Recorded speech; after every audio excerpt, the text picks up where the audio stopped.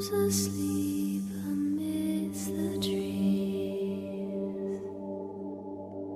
Bats all the swaying in the breeze.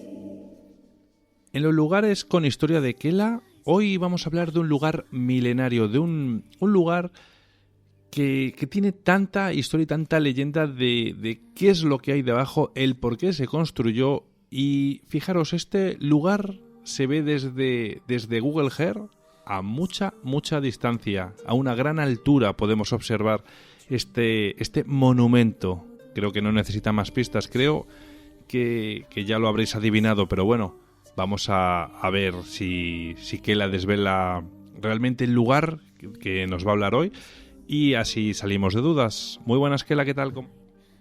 Muy buenas, Víctor, muy bien. Pues nada, Kela, ¿cuál es ese lugar que nos vas a traer hoy? Que yo creo que ya con las pistas que he dado, creo que ha quedado bastante claro. Bueno, era muy facilito. Hoy voy a hablar de la Gran Muralla China, que se le conoce así a ese conjunto de fortificaciones que fueron construidos a lo largo de los siglos para proteger al Imperio Chino de los pueblos bárbaros y los mongoles. Está considerada una de las obras de ingeniería más grandes e importantes del mundo, cuyo levantamiento abarcó en tiempo desde el siglo V a.C. hasta el siglo XVI de nuestra era, que tiene una extensión de más de 6.000 kilómetros de largo, mide entre unos 6-7 metros de alto por entre 5 o 6 de ancho y está compuesta por muros, pasos, atalayas y torres defensivas.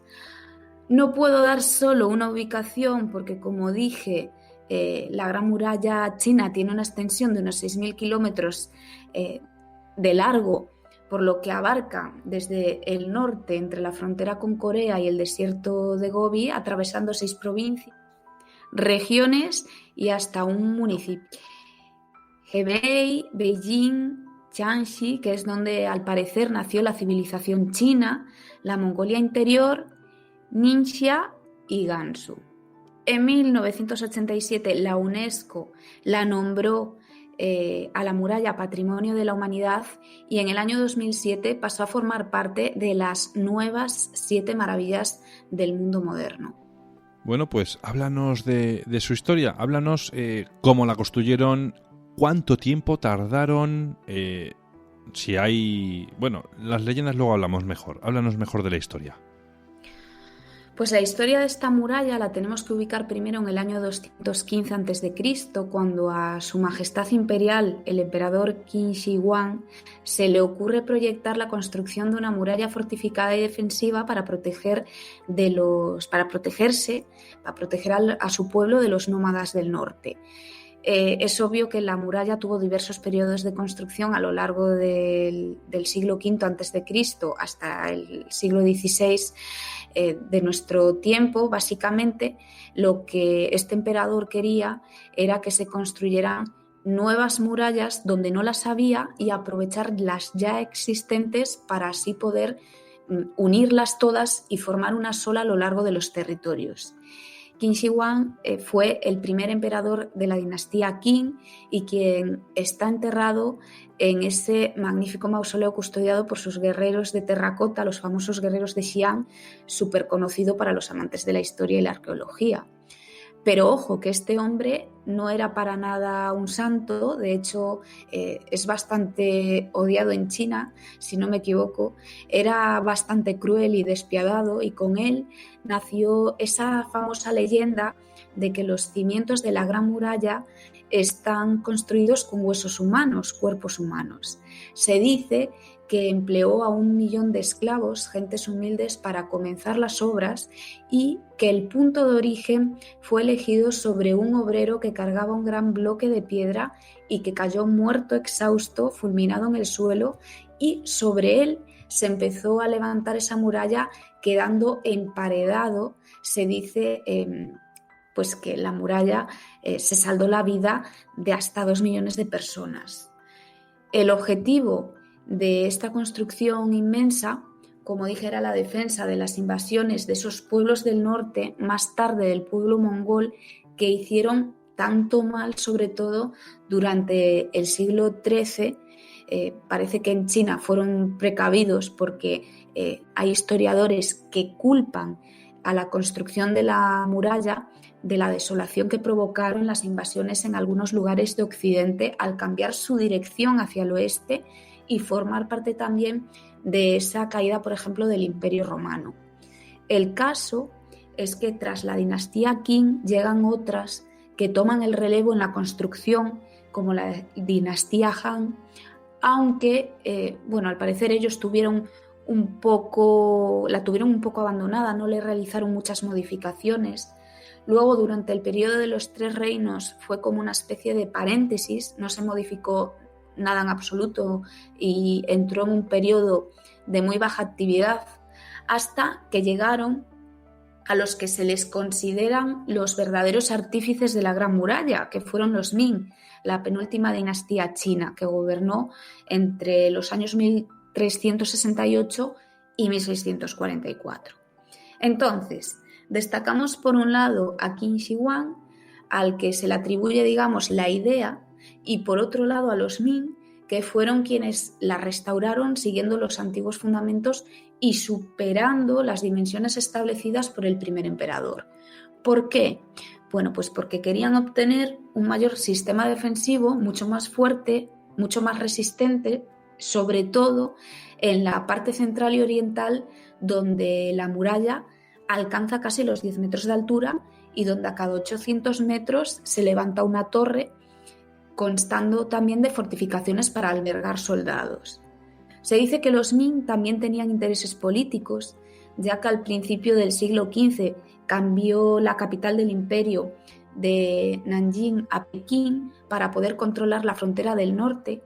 A finales de su dinastía fue cuando pelearon contra el pueblo manchú, un pueblo nómada minoritario del noroeste de Asia. Nos situamos ya a principios del siglo XVII. La dinastía Ming cae por problemas internos, si no me equivoco. El emperador tenía 5 años y fue su tío quien lidera esa revuelta. El caso es que se crea una nueva dinastía, los Shun, pero miles de guerreros manchúes consiguen atravesar la muralla, consiguen ocupar Pekín, provocan la caída de la recién dinastía Shun y establecen la dinastía Qing, anexionándose a Mongolia y gobernando el país hasta principios del siglo XX. Por lo tanto, la Gran Muralla china ya dejó de tener sentido. Y ahora sí, yo creo que ya es momento de hablar de esas leyendas de esta muralla, porque, bueno, ya has destripado alguna, como la de los famosos huesos que hay bajo la muralla, y hay bastantes más. Cuéntanos, ¿qué más leyendas podríamos contar sobre este lugar?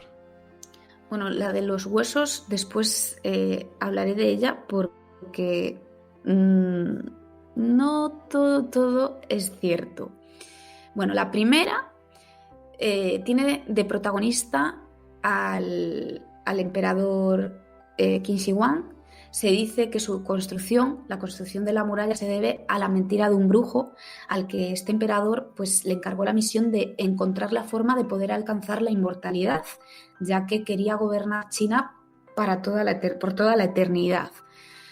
Va pasando el tiempo y evidentemente el hombre no consigue hacer realidad el deseo del emperador y comienza a extender el rumor de que Qin Shi Huang va a ser aniquilado por las tribus nómadas del norte. El emperador se cree esta historia y se dice que por eso idea la construcción de la muralla. Otra leyenda muy conocida es la del llanto de Men Xiangnu. Esta leyenda narra la historia de un joven que fue reclutado, obligado a trabajar en la construcción de la muralla solo 3 días después de su boda. Pasaron 3 meses y su esposa, que lo echaba muchísimo de menos, se acercó a las obras para verlo y cuando llegó allí, la pobre no lo encontró y le explicaron que el pobre hombre ya se había muerto y su cuerpo estaba enterrado bajo los cimientos de la muralla. Se dice que la joven viuda lloró tanto durante 3 días y 3 noches, estuvo llorando, que los propios huesos de su marido fueron como expulsados por la muralla, quedando totalmente al descubierto. Y es por esto que se erigió una estatua de la joven Xiangnu junto a la muralla que rememora esta trágica historia. Otra leyenda, que era lo que te decía, es que se dice que está construida con huesos humanos de los obreros que murieron en su construcción, que sí que están enterrados en las inmediaciones de la Gran Muralla, bastante cerquita, pegados, de punta a punta. De punta a punta hay hombres enterrados, porque, ¿por qué se enterraron allí? Porque era muy dificultoso trasladarlos a sus pueblos de origen y entonces, pues por comodidad, se les daba sepultura allí. Por eso, a la muralla china también se la conoce como el cementerio más largo del mundo. Es cierto que murieron muchos de estos hombres durante su construcción, que alguno haya quedado sepultado, también es probable que haya sucedido, pero no deja de ser una leyenda popular. Yo personalmente no me creo que se hayan utilizado huesos para su construcción, porque entonces, con 2500 años de antigüedad, esta muralla no estaría en pie. Por lo tanto, esto es un mito. Me hablaste también fuera de micro de unas curiosidades acerca de este lugar. Háblanos también de ellas, que me parecieron bastante interesantes. ¿Qué era? Bueno, pues sí, curiosidades también podrían formar parte de leyendas, pero bueno, me parecieron más bien curiosidades. Hay muchos mitos, algunos ciertos, otros no. Yo recabé algunas de ellas, las que más me han llamado la atención y más me han gustado, ¿no? Por ejemplo, la primera, que ya lo he dicho antes, tiene la friolera de 2500 años de antigüedad. Casi nada, o sea, una barbaridad. Se dice que se puede ver desde la Luna. Esto es un mito que se desmintió en el año 2003. El primer astronauta chino pues no fue capaz de distinguirla. Por lo tanto, no es cierto. La Gran Muralla China también se dice que está hermanada, que esto yo no lo sabía, con la muralla romana de Lugo. Por ejemplo, el nombre original en chino es Changcheng, que traducido al español significa larga muralla. Otra curiosidad, por ejemplo, limita con Corea del Norte. Creo que esto también lo dije al principio. Su recorrido es serpenteante, que curiosamente se asemeja a la figura de un dragón, que tiene una simbología muy importante y además es distintivo de la monarquía imperial china. También, que hablamos antes, a la mayoría de los obreros se les enterró, pues eso, de punta a punta de la muralla, no debajo, pero sí pegada. Hay muchas pinturas, poemas, óperas, historias y leyendas inspiradas en la Gran Muralla. De hecho, se cita en el himno nacional de China. Otra curiosidad es que servía de sistema de comunicación. Se quemaba estiércol de lobo para poder hacer señales de humo. Usaban este estiércol porque hacía el humo más denso y para cambiarle el color lo mezclaban con distintas hierbas. Otra curiosidad, pues por ejemplo, el primer billete con una imagen de la Gran Muralla se emitió en el año 1914. Es muy raro, un billete de colección que al parecer vale muchísimo dinero. También se emitieron sellos a finales de los años 20 que valen mucho, mucho dinero también. Así que bueno, esto como nota informativa, si alguien por casualidad heredó de sus abuelos alguna colección de billetes, sellos o monedas del mundo o de este país sobre todo, ¿no? Que sepa que si tiene impresa la Gran Muralla China, pues vale un pastón. Luego, pues su parte más transitada está llena de grabados y pintadas que realizan los visitantes, que a mí personalmente esto pues me horroriza un poco, ¿no? Al parecer los turistas tienen como costumbre escribir en ella su nombre y de dónde proceden, que será muy bonito y lo que quieran ellos, pero insisto, para mí personalmente no deja de ser vandalismo, y es como si ahora a los turistas que van a Santiago de Compostela se les ocurriera grabar su nombre en la piedra de los muros de la catedral. Al menos yo lo veo así, pero esto es algo personal. Otra curiosidad, por ejemplo, bueno, pues uno de los primeros historiadores occidentales que escribió sobre la muralla era de Toledo, Juan González de Mendoza, que a finales del siglo XVI escribió el libro Historia de las cosas más notables, ritos y costumbres del Gran Reino de la China. Y bueno, esto le puede interesar a los deportistas y a la gente joven, y es que cada año sus muros acogen una maratón y un festival de música electrónica, aunque, pues como ya he dicho de otros lugares, este año con el tema COVID, pues igual la cosa no pinta muy bien para este tipo de eventos. Te habrá llevado desde luego lo suyo poder andar separando un poco estas curiosidades y leyendas, porque hay mucha mentira en ellas, quizás para atraer a turistas hasta el lugar.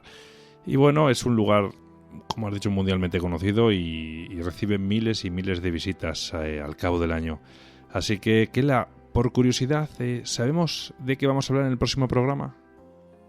Pues en el próximo programa no he tenido mucho tiempo todavía de aclararme sobre qué voy a hablar, así que va a ser sorpresa. Bueno, pues nada, en este sí que ya te digo que no lo va a adivinar ninguno de nuestros amigos. No suelto prenda, así que este va a ser sorpresa. Muy bien. Así más emoción. Eso sí. Así que, bueno, pues nada, pues como siempre te digo, muy interesante el tema que nos traes y con ganas de escucharte la próxima semana. Que tengas una buena semana, Kela. Buena semana, Víctor. Un abrazo.